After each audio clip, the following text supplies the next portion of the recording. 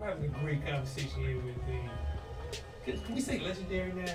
Legendary. Legendary? Yeah, I don't throw the word legend around a lot, but you actually earned it because you did it the old-fashioned way. I've seen you from the start, and I'm still seeing you doing your thing. So I will give you legendary DJ Fah D.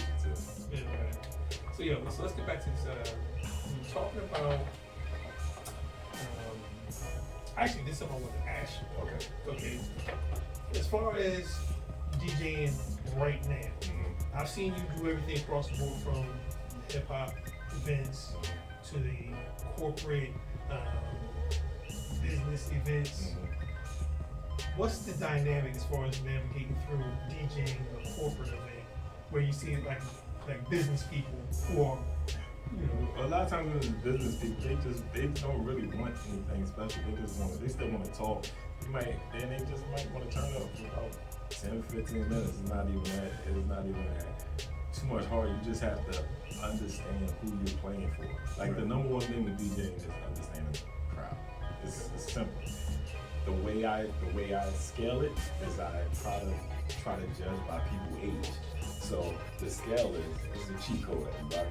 The scale is, if somebody's in their 40s, they probably want to hear stuff from the 90s and the 80s.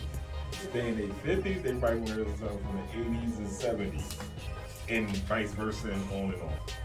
Simple. Have you ever come across a situation where that line of what's now and what's old collide in the same spot? Yeah. So what happens at every event, but you have to know how to balance it. That's the game. It's just the balancing act. Sometimes I can go too far. They're like, I'm starting to switch it up. But because sometimes the generations ain't merged, especially the older generation and the now generation. So it's almost easier to entertain more people than a small amount of people. Because everybody has their own preference of music when you're in a smaller thing. So you might have 5 people that love this, 5 people that love that, and then another 5 people that love this. You got 15 people in the room, and you're trying to entertain all of them. So you have to find that balance of songs that crosses generations, and that's just good music. You know what I'm saying? Like you might have a song like Beyonce, Before I Let Go. You can't never lose on that. And you got line dancing that. You know what I'm saying? It's the stuff that crosses all generations. Like Bruno Mars, Silk Sonic. You know what I'm saying? Like it just crosses all. I see somebody over there likes He's so non-threatening. That was a great album, man. Yeah, that's a great album. Yeah. So you have to find that area where you can stay in that. It might not be their favorite song, but they know it, and everybody can get involved into the mix together. So when you're DJing, you're trying to get everybody involved. You can't satisfy everybody, but you can get the majority of people. You always gonna have that one person who's just like, hey, can you play this? Even on the boat last night, this is hilarious, right? We don't know, all white boat party. Homeboy got on a blue suit with a green tie and brings over his playlist off of YouTube with Anita Baker and Tony Braxton. He's like, can you play these 2 songs tonight? I'm like, bro, this ain't the night. That's not the night. First of all, I don't think I ever play Anita Baker song to turn up to or Tony Braxton. No, that ain't hard. Neither one of them. Wait a minute, hold up. He's like, this is my I'm struggling. No, I got nothing. I don't have one Anita Baker song or Tony Braxton. They not party artists. They No, just no, not. no. Like, this is my twist. I might play that at the very end of the party to Or send the you walk-in. home safe. Yeah, Maybe. or the walk-in. The walking, yeah. I had fun at that party last night. Yeah, it was lit last night. Yeah. What parties do you feel that don't have a lit turnout? I'm just saying, man. I mean, not all, but I'm just saying, I've been to a few, and a couple of them like, I might be too old for this party. I might not make it. Like I said, for me, it's always an adventure. You know what I'm saying? So that's why I really enjoy it, because every time I go to a party, it's an adventure. I really don't even prepare unless I know it's like a wedding or something, or I got to dress a certain way. But other than that, I don't prepare for the party. I have my crates already, everything's already set up on the computer.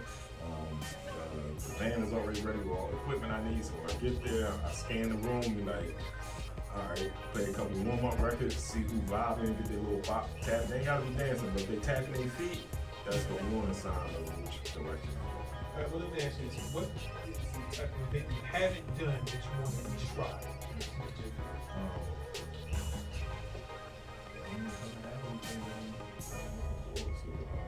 I do more stadium events.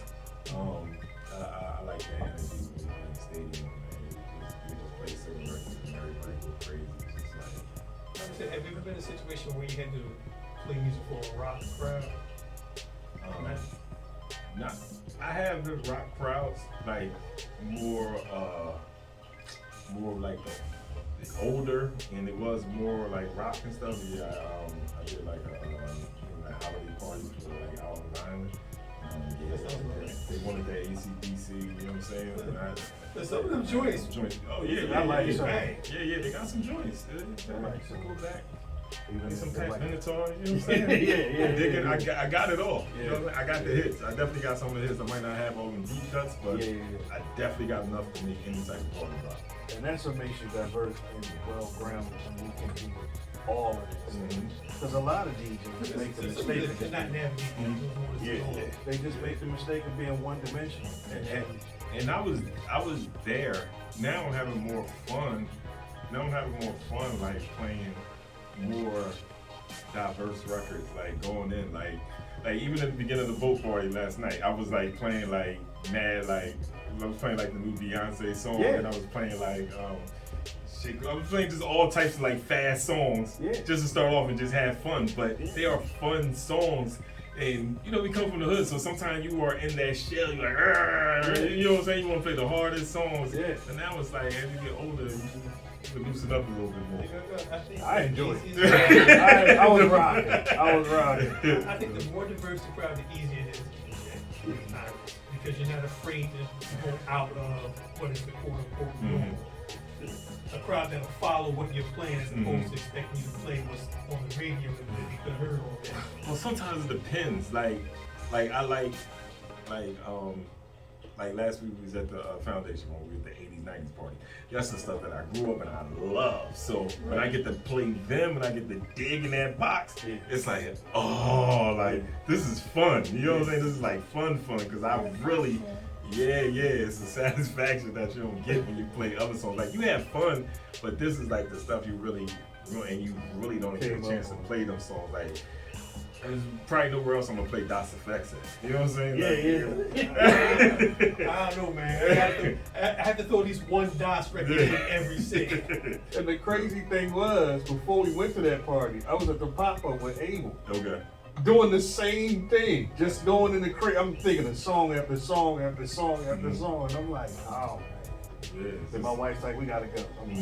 Yeah, because it's like some places you just like I said, I do like diverse thing, and like playing in the casino has allowed me to open up.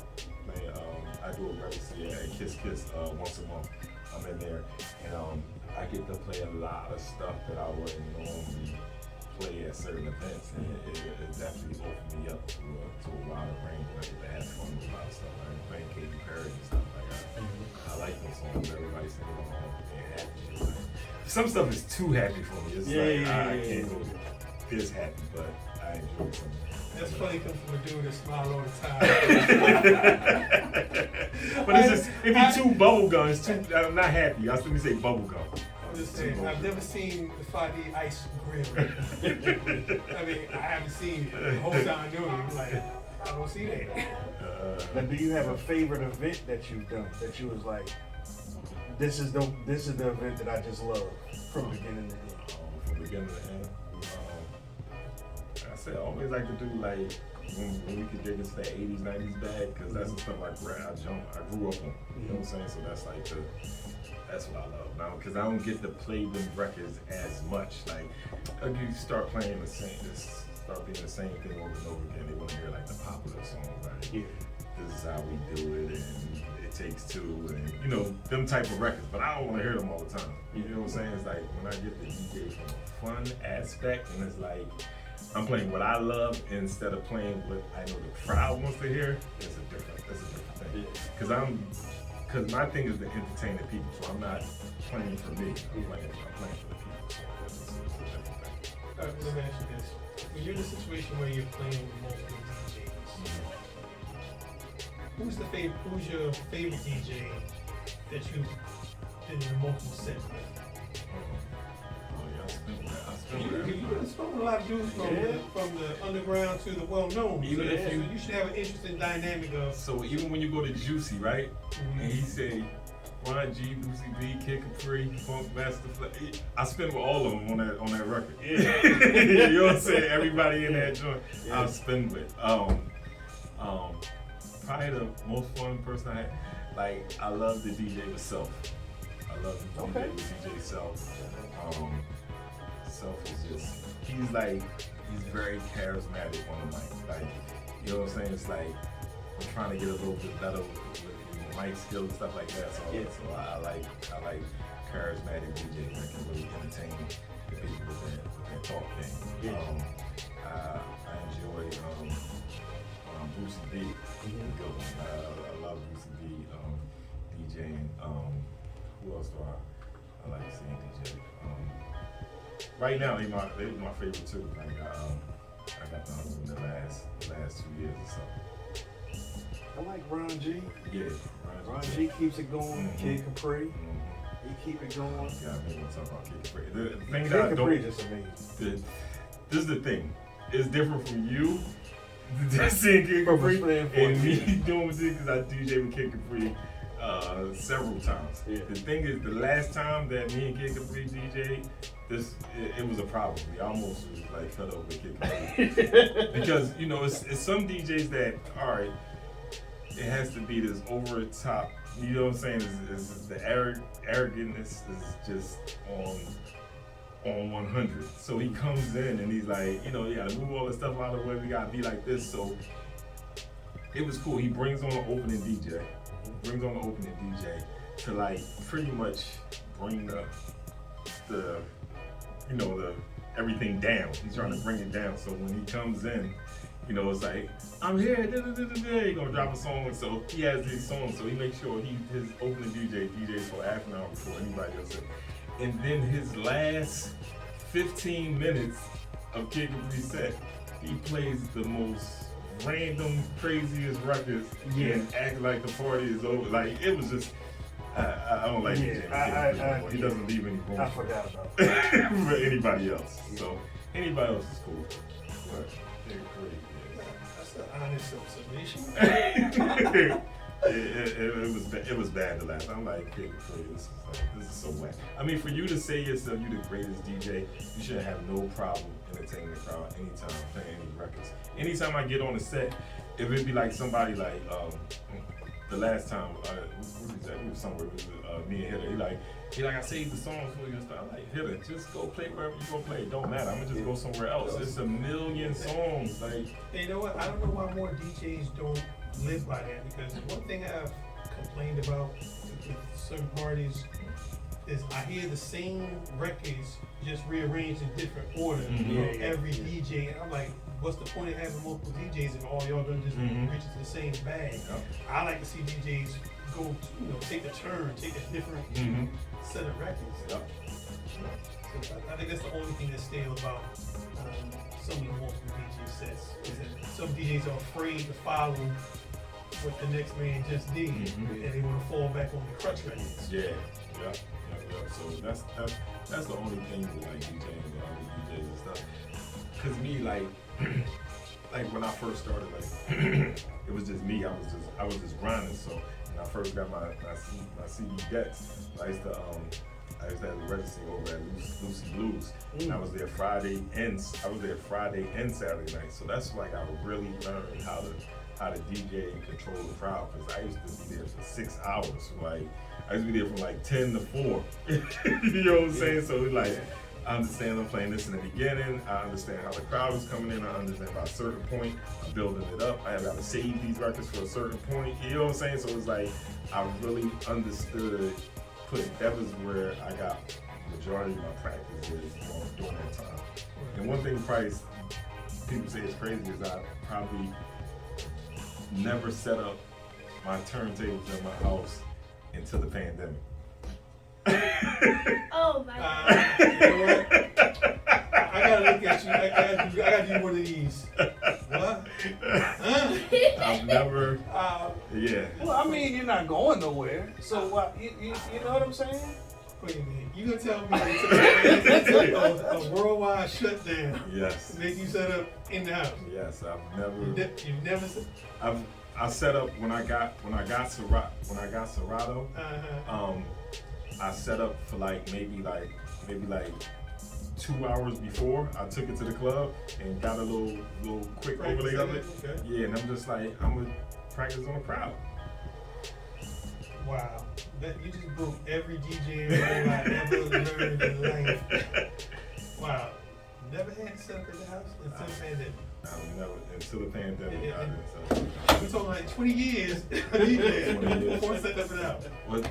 Well, because I always use, when I'm setting up in the house, I guess a lot of people set up in the house so they learn how to scratch, but I've always been working so consistently. I just practice on the people when I'm out in front of them. So I'm picking this song, playing this song. You're just watching the people how they react. If they ain't reacting to it, it gets trash. If it do, I try to get in a different atmosphere. So it's just watching. That's years of experience, just going through songs, all over stuff, and just watching how people react. Because you might like it in the house. You listen to it, you doing it, you're like, oh yeah, this sounds good. And you try it at the party, you're like, oh, that ain't going the way I want. So I try it in the house, especially now with Serato. I see all the new mixes I put together. Like I will go over my crates in the house and feel like it's going to sound good, but I might not actually set up my turntable. So I will create a list in my house in my head, and I'll put it together, but not actually set up my turntable and play with it. I probably won't play with it until I actually get to the event. See how it works. Okay. That's wow. I might be lost for words, but I'm just saying. I'm kind of lost, perplexed, maybe even amazed. But Has there been any artists that you've always wanted to work with, or that you haven't, or the ones that you finally got around to work with? That you always wanted to do? I think I work with pretty much everybody. It's like, I'm fans of it. I'm a fan of it. You know what I'm saying? So, working at the House of Blues for like 6 years, we got to see everybody come through there. You know what I'm saying? Like, it was like the best. It was like the best job in the world, because on Friday y'all have Lisa, and Tuesday you'll have LL, and the next day you'll have, so it was like all over the place. So that like opened me up too to a lot of different genres of music too, especially playing like in the Foundation Room. The Foundation Room was like a private club back then, so it was like real membership. Yeah, it was like real bow ties. So I had to like, I really learned a lot of like people just going like play this, like, oh all right. So I learned a lot of Cuban music when I was in there. Yeah, so a lot of places just opened me up to newer stuff coming from these rugged streets in AC. Made good use of it. Back in, it was rugged when I was gone. Yes, yeah. A lot of, majority of my friends all went away. At the same time, probably the only one that was able to, yeah, all my best friends were gone. They back now, but at that time, I got a friend that's about to come home now, 23 years. I talked to him on the phone the other day. He said, man, just got to the halfway house. He was telling me like, he said, man, I just slept on this, they got this thing called a pillow top. And he's like, man, I slept for 14 hours straight. So it was like, that was amazing to him. You know what I'm saying? Just like simple stuff. Like, he was just telling me about crossing the street. You know what I'm saying? Like, he was scared to cross the street. You know what I'm saying? So like, that's where I came from. You know what I'm saying? Like, these are my best friends. You know what I'm saying? So, like I said, in the beginning, NCS was something different. It wasn't. Was that difficult for you to stay the course? And well, not go to... The reason I got to hear this answer because I grew up back home, you know, got out before it really got deep, but it was still, from what people tell me, I didn't see it as being deep because I'm like, as long as you navigate through life doing what you're supposed to, you shouldn't have a problem. And because a lot of people think I was like I came from a particular background that wasn't hood until somebody that's back in, oh yeah, he's from here. But my question is, if you have opportunities to not go to that, how hard was it to? Well, me, it wasn't really it was just my mom, you know what I'm saying? So my mom was working, I was able to be in the streets, you know what I'm saying? My dad was. But you had art in your life, you had music in your life, you had a lot of interests that weren't. The streets just suck you up, and then you got friends, you got environments, and then you trying to get to the bag. You know what I'm saying? It's like you don't want to be in this environment, and then you just get into it. You know what I'm saying? Like I said, like my close knit of friends, it's been situations that I just left for 5 minutes. I left 5 minutes earlier, but they could have changed the whole course of my life. You know what I'm saying? So it's like you just being there sometimes will get you caught up, and that's just your social set. So yeah, it was rough. So I was in gangs and all that stuff. So I had stuff that happened I won't talk about that, like changing my family issues and all that. So when I started DJing, I still had a lot of enemies at that time. So I didn't want to put my face on flyers and stuff at the time. So I was able to get people to fall in love with DJ Fah D before they even knew who I was. A lot of people didn't know who I was. They had already fell in love with the name, with the music, and then it just, it gradually changed over the years. But I had plenty of enemies at the time when I first started. AC is very territorial, and I was a part of the clique. You know what I'm saying? So it was able to loosen up as years go on and people grow up. But at the beginning time, it was rough. It was real rough. it wasn't a joke at all. So I could definitely relate to that. Like I'm getting phone calls and stuff like that from a couple people that's like, man, one of my man's doing 30, and it's bad. Like, it's heartbreaking. Exactly. It takes you to a place because you're like, I don't know when the next time I'll be able to shake my man. You know what I'm saying? We was just young kids, like really. I mean, some people was able to tap into that part, like was able to see that, but like I always was, I was like, they always called me the old man of the crew. You know what I'm saying? Like I was there, like I might have been like a little more responsible and stuff like that. Like I always kept some type of hustle or something going on, but I was doing everything they was doing. I just might have been doing it a little bit different. You know what I'm saying? But it was too easy for me to call up. I don't juvenile, my daughter's here, but you know what I'm saying? I got in no trouble when I was a junkie, but I was able to navigate my way out. And thank God for DJing that helped me come along in the music to straighten me out. There's one thing I always say for me personally, even though I wasn't in the streets like that, music, hip hop, art, I'm grateful for having all those things in my life because it gave me something to focus on, so I wouldn't even have a desire to in the streets like that. And the funny thing is, and I said it a couple of weeks ago, at the end of the day, we all ended up in the same party anyway.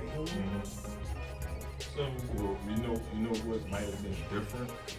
It might have been like this is my, like some people might have took it as this is like a hobby. To me, this was my way out. This is my way to get out of this.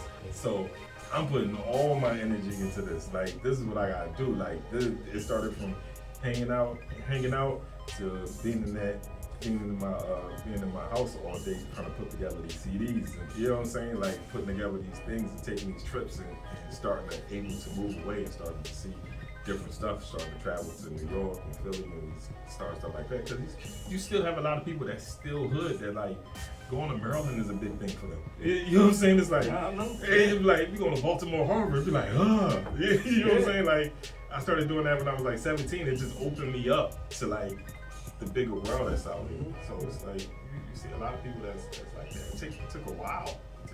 I wasn't there. I wasn't there in the beginning. I was just like anybody right there. AC. It was. I was wrapped up in everything. I was in the mix. You know what I'm saying? And that goes back to that conversation me and you had when you made that valid point of people have to see things in order to believe that it's attainable. Absolutely. So if you can't expect somebody to believe in your vision if they don't see it themselves to say, all right, you can achieve that, you can get there. You know what I mean? You gotta see it. Yeah. You gotta see it. It's that real. Especially when you start to travel different places and you start to see, you know, I can do that. I can do, you know what I mean? Yeah, because it only take one time, and then you be like, oh, the light go off. Yeah. Then you go somewhere else, and another light go off, and it just opened down. Now the floodgates is open to everything. Now you're able to receive all that. Yeah. I remember I used to just go. I used to hop on a plane and just go away to like they used to have like retreats like in Tampa. I used to go away to like a retreat, just like for a day. And I met another DJ friend, let me sleep on his couch. But my ticket was only for that day. So I flew in that morning and was leaving on the late flight at that night. But just to do that stuff was like, it meant so much to me. You know what I'm saying? I met T-Pain like right before he came out. You know what I'm saying? Like that was the type of stuff you would go to, but that stuff wasn't here no more. Like when we was having like the Impact convention and all that stuff, like I was one of the people that was fighting in this Impact convention messing it up. You know what I'm saying? Like this is a fact. You know what I'm saying? Like I was one of the like we really fought with Fat Joe and them at the Impact convention. Like, let me tell you a true story. This is like all right, we're gonna get a good one now. Like this is a true story. So this is like 90, I don't know, maybe 96. Remember the group, Rotten Rascals? Yeah, you were there when Lonely by Nation. Yeah, from Irvington, yeah. From Irvington. All right, so I'm not rapping enough in this. I'm just having my, you know what I'm saying? I'm not in there, but we going to the party, and my man's girl, one of these dudes is talking to one of the girls, and we end up fighting the Rotten Rascals. You know what I'm saying? Inside the convention. Fat Joe jumps in, we crack Fat Joe in his head with the radio. You know what I'm saying? Like that's where I was at that time in my life. You know what I'm saying? Before. And that was the real Fat Joe back then, not the nice Fat Joe. Yeah, no, it was real. You was in the AC, so it was like this is what it is. You know what I'm saying? So this is like the craziest part is right. I had braids in my hair at that time, so I had long braids in my hair. Going down over my face, and I actually started working at Bally's the next day. Like I had to go take all my braids. I was like, oh my god, I'm gonna get fired. I don't know what I'm doing. Like and I had to change the position of my hair. Like I stood up all that night, took all the braids out and put cornrows in my hair the next day. For work. You got a piece of history there. Wow, Impact, you made an impact. Yeah. So that's why I always loved that name, Impact. I was like, man, if I get a chance to use Impact, I'm going to do it, because we was at that Impact convention down in AC, and it was like cool to get to see like all the artists and stuff, but you just was a fan. I remember seeing Guru, and I think it was a group like this and that was there. Me, Guru, Bro J, and a couple of Guru's boys right before he dropped his first Jazz album. Wow. So this is like, what year was that? That might have been 93, Yeah, that's about right. Yeah, that's about right. I had good hair then, that's how I remember. Gotcha. So yeah, and I think that was the last, that one before that with, that was the last time it came in. I'm trying to make up every cent. Oh, yo, one thing I gotta ask you about, way back to throwbacks. It's been a little while now. We did that DJ session that you posted up on, I can't remember what the platform was, but it was the one time we had like just about everybody, just way before DJ Cafe. We did that throwbacks, we put it together. You still have the footage from that night, because That was one of the best nights we had. Oh, we had throwbacks. Oh yeah, we all had the videos. We had a couple DJs who just focused on beats. Yeah. And we was going back and forth. Yeah. You know what? That was on one of them, like, it was like one of them first. Yeah, before, one of the like, first platforms. Yeah, like video. I don't even know what it was. I don't even know which one it was. It probably still an account somewhere. And it's probably still open. I probably have to find it, but I don't even know what it was. It was like way before Instagram and Periscope. It was like one of them. Yeah. We were the first ones on that platform, and it was all from a meeting that we all put together. Yeah, video streaming. See, those are the videos that's needed, because those are the lost treasures. Yeah, so we didn't have. It wasn't like on a camera. It was like on the internet site that we was trying to put up. But. And it ran for a good while too. Yep, it was fun. Might be able to find it. Look hard enough. Might be able to find it out there somewhere. So that was like so when I was trying to get to like a major impact, that was like the thought process of that, because I was like veering away from like the NCS thing and like trying to get more into like major impact was trying to clean up my overall perception. So never quote slipping, stick and stab, and like, all right, I need to get away from that. I need to have a wider name, cleaned up. You know what I'm saying? So it went to major impact. What we're gonna do, like, we're gonna manage some artists. We're gonna try to get some DJs involved. We're gonna try to get some artists For a involved. minute, it was. I tell you this: you had a nice combination of DJs, models. I mean, it was a great plan. I think we might have been a little ahead of its time. And I think in the era that we're in now, that thing would have really. Yeah. And it just me, when I really started thinking about the DJs at that time, it would be like so many DJs would be undercutting each other, and I used to be like, y'all gotta stop. Like, we can create the market. Like, if everybody just charges this a base price, we can set the market for anybody. Nobody can come in and ask for a price, because they want to know this is what you pay for a DJ, and it would set a standard for everybody. Like, even if you lowballing, don't lowball past this number. You know what I'm saying? Like, it's like, you don't work. I know you're trying to get in, but you working for nothing. You think they're gonna make everybody think, like, I ain't paying that. That's And the funny thing about that, because in a way, it kind of predicted where the DJ market went, because at a certain time, you would set your price based on the amount of equipment you were bringing, and setup, and travel, and all that. All of a sudden, out of nowhere, dudes jumping in out of nowhere. They would put the lowest price and set up all these big systems and all these extra trimmings. For the lowest price. Smoke machine, light effects, stuff. You gotta pay for all that. I think that's what really messed it up as far as any DJs trying to put together a collective, because you had a bunch of dudes with no experience. All equipment. Setting up. It's amazing. I see dudes buy so much equipment, not really knowing how to use it, because they saw that set up someplace. Like, oh, I gotta have all that. And then they started setting that up as that's supposed to be like, no. The basics is 2 tops. Anything more than 2 tops, you're gonna add on this is what you're gonna pay for. Yep, absolutely. I remember when I first got the CD turntables, and everybody used to be like, even when I got Serato too, a lot of DJs used to clown me like, hey, ain't no real DJ. Like, how you gonna DJ with like CD turntables? So I just remember going through that era, like, y'all don't see the future. Y'all don't see it. Y'all laughing, but y'all don't see it. Like, the future was forced to find me. It was forced for me. It was forced. I'm like, I don't have to pay for nothing no more. I don't have to buy no needles. I don't have to keep buying records. I got a million blank CDs. I could put everything I want on these CDs. Like, y'all are bugging. Y'all can say this is fake DJ all y'all want, but checks clear. Checks clear. Everything, and it finally came around. Everybody had it. When I seen certain people like on Serato, I was dying. It's funny because when you mention Kid Capri, this is a funny story for me. He's the first DJ I saw mess up with Serato in the packed. Oh, and stuff crashed on him? At the House of Blues. Ooh. Really? It's true story. All right, let's get into it. Okay.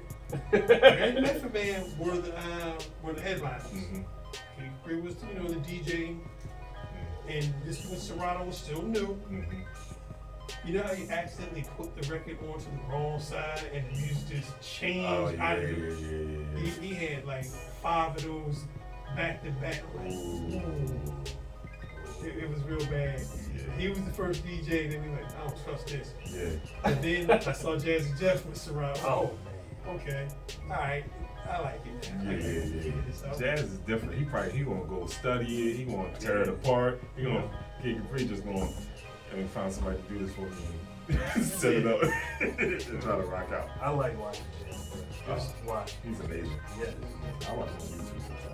I live YouTube wherever. If You Jeff see is it live. I tell everybody, if you haven't seen Jazzy Jeff live, you haven't seen anything. You can see him live in any setting, whether it's a big arena or a small club.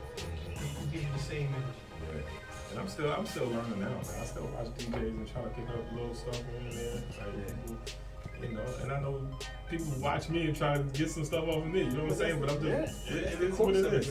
I think there's no such thing as not stopping to learn, as well, especially with DJing. There's always something you can pick up. It never stops. It never stops. Like people like these other guys ain't DJing. All they doing is pushing buttons. Like every time somebody start complaining about something, I know it's probably something that they don't like to do, or they probably don't know how to do. Yeah, don't understand. So I just dive into it. I'm like, all right, how they doing it? And it just amazes me. Like they just pushing that button fast, but they get through the song. I'm like, how are they doing this so fast? Like I was like, I need to know. I need to know. And all that. Yeah, it was crazy, especially like the down south DJs. They just was hitting the cue. They wasn't mixing nothing. They won't mix no songs, but you really don't have to mix songs because it's all about the vibration of the song. Everything is almost the same BPM every song. So you're going through 50 songs, they all 72, 80 BPMs. You ain't really got to mix it. They ain't going to, we up top, so we not 100, 116, and we deep, down on some records and stuff, but they got 70, 80 every song. So, yeah. I can't believe you went this It went fast. fast. I usually do like a whole set before I get to the end. You jump right in. That's the blankest I've ever had my playlist. I ain't write a thing down. I happen to look at the clock but that's a good interview. You know what I mean? That's a good interview. Before we go, I have to ask you, what's it like growing up in a house with 5 DJs? And are you going to be a DJ one day? Maybe? Okay. I guess we'll have to set them turntables in the house after all. She don't want to DJ. I try to tell her to get on the set the other day when we was at the cookout. I don't want to. Just can't throw anybody on the cookout. Come on, man. I need practice. Yeah, maybe in the house when it's just you and her. You know what I'm saying? You know what I mean? Set up the house. What's your ambition? What do you want to be? Okay. That's it. You like fashion like that? Yes. Okay. But I don't like it to overdress. That's my mom. I don't Man, you sound like you got designer aspirations. Yeah. Because if you're talking about the fashion itself, as a model, you just putting it on. But you talking about fashion, man. You ever thought about designing? Yeah. Yeah. You can do that. Design your own stuff. You can start with your own stuff. You know what I mean? And people would be like, oh, how much you want for that? And there it is. All you need is one. She got some stuff coming out under the rings. Yeah, that's it. That's it. We'll have some merch. Yeah. But you know what? When you have the merch out, this is your open invitation to come back. It's not even gonna be a 5 D show. Not that day. Not that day. All about you. So are you gonna come back up? Okay, I'm gonna hold you to that. So, you ready? I'm just saying, man, I want to be exclusive. Yeah. Exclusive.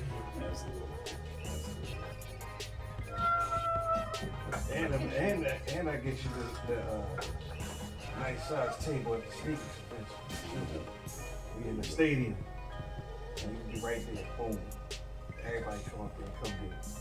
And then you autograph your stuff. That's important too. Especially when you have the one of ones that you're not gonna make no more. Autograph it for them. There you go.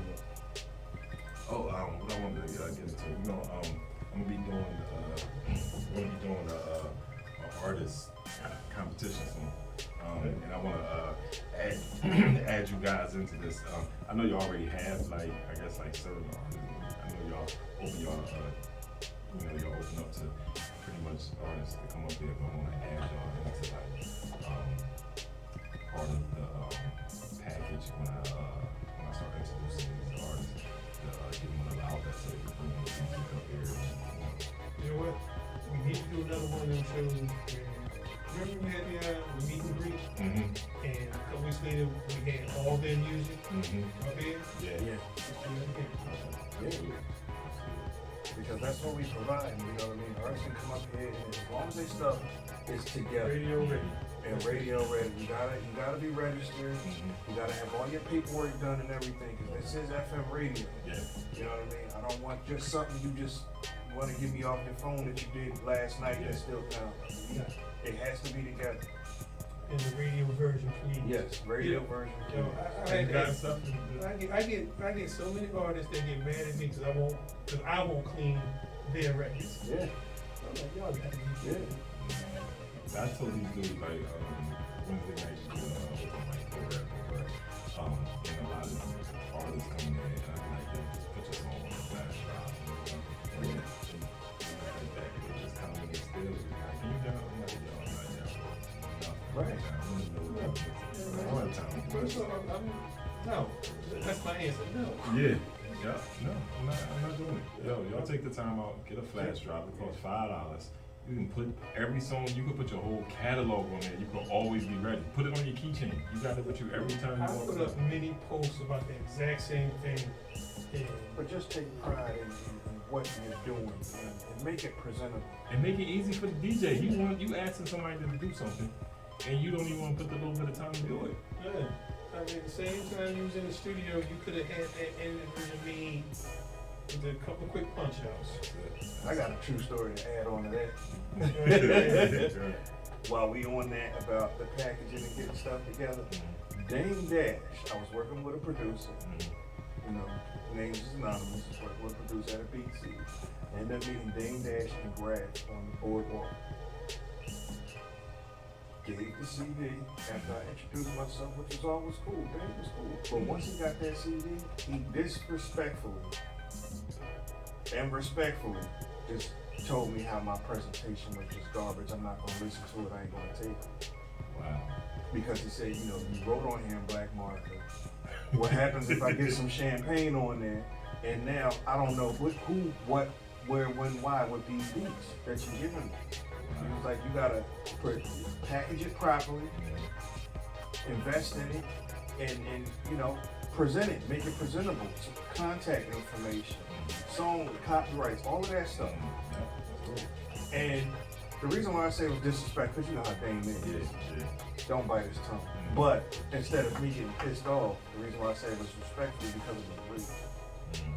Like I felt it, like I really just came and, you know what I'm saying? Yeah. I should have been better than that. So with that, I tell artists to invest in themselves and make the package proper.